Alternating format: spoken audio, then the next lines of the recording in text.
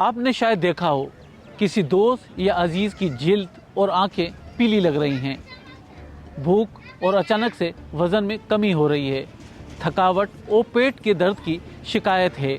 اس صورتحال میں ڈاکٹر سے رابطہ کریں کیونکہ یہ ہیپاٹائٹس کی عام علامات ہیں۔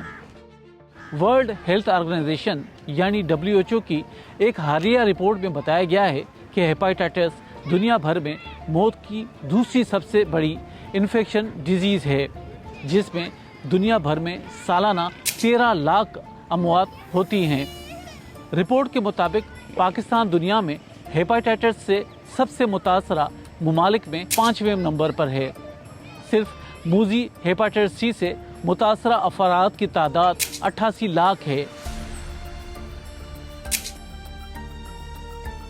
ہیپاٹائٹس در حقیقت جگر کی سوزش کو کہا جاتا ہے اور یہ اکثر ایک وائرل انفیکشن کے باعث ہوتا ہے۔ اس کے شکار ہونے کی صورت میں جسم کا دفاعی نظام جگر کو ہی نقصان دہ سمجھ کر اس پر حملہ آور ہو جاتا ہے اور اس کے فنکشن کو روک دیتا ہے۔ جگر کے اس فنکشن کو ہیپاٹائٹس A، B، C اور D میں تقسیم کیا گیا ہے۔ ہیپاٹائٹس A مرض کی ہلکی قسم سمجھی جاتی ہے، جبکہ C اور D اس کی انتہائی سنگین صورت ہوتی ہے۔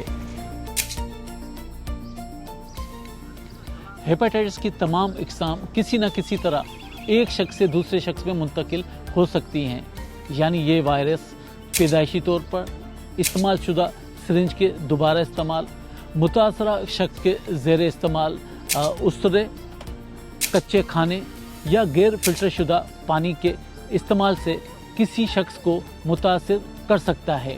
اس کے علاوہ دیگر وجوہات بھی ہو سکتی ہیں، جن میں ادویات کا ری ایکشن، منشیات یا الکوہل کا استعمال اور جنسی تعلقات بھی شامل ہیں۔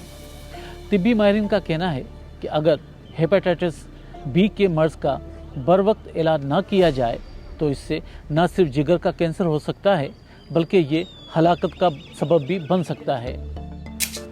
صاف پانی، ہائیجین، صاف ستھرے ماحول اور خوراک کی فراہمی سے اس وائرس سے محفوظ رہا جا سکتا ہے۔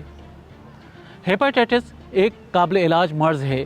اگر فوری اس کی تشخیص ہو اور بروقت علاج شروع کیا جائے تو جگر پر پڑنے والے داغوں سے محفوظ رہا جا سکتا ہے۔